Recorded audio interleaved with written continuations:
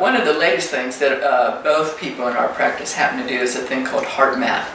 And there's an enormous amount of research done now that really shows that the generation of energy from a person's heart actually controls how they think and how their body feels. And so it's actually fun because it's a computer program. You can actually watch your parasympathetic and sympathetic nervous system be in charge of you, and you be in charge of it. You can start out seeing how you're really in an incoherent place inside your system, and then you can actually, there are 5 techniques you use to get yourself coherent in your nervous system.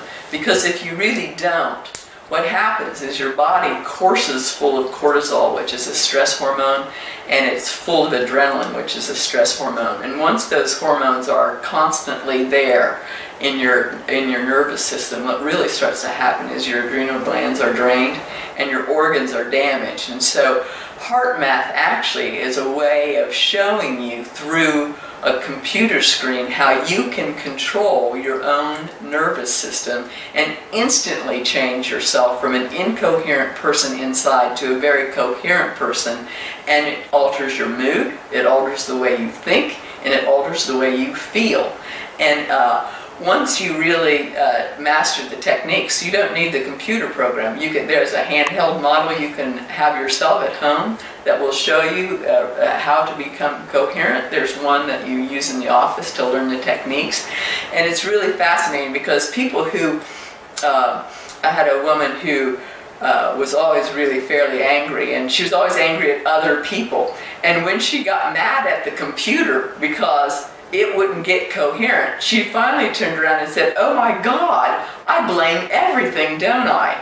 And I could have spent years trying to convince her that she blamed everybody but herself, or taking self-responsibility for what was going on. But that computer screen and those techniques almost instantly were able to show her what she was doing to herself and what she was projecting all over other people. And I probably would have never, no matter how many times I turned myself upside down, spit wood nickels, convinced her that that was what was going on, until she saw herself scream at an inanimate object and she said, "Holy God, I get it," which was totally fascinating to watch happen.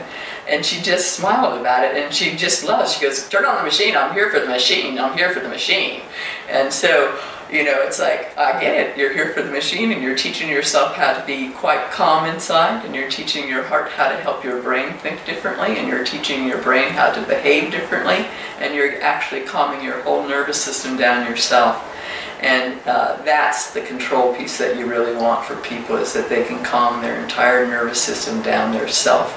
And who would have ever thought your heart was actually in total charge of that until this research came out? So that's a fascinating thing, and there are rare few people who do heart math in therapy also, because it's an expensive endeavor to learn, and it's an expensive endeavor to own, but it's well worth the money, it's well worth the course, and it's well worth doing in therapy for people, because it too is another fast way. I mean, I really believe that if I keep you in my office for a long time, I've done you a disservice. My job is to get you into a place where you feel great and you get out and you live well. You know, I always say any file over 1/4 of an inch is my failure.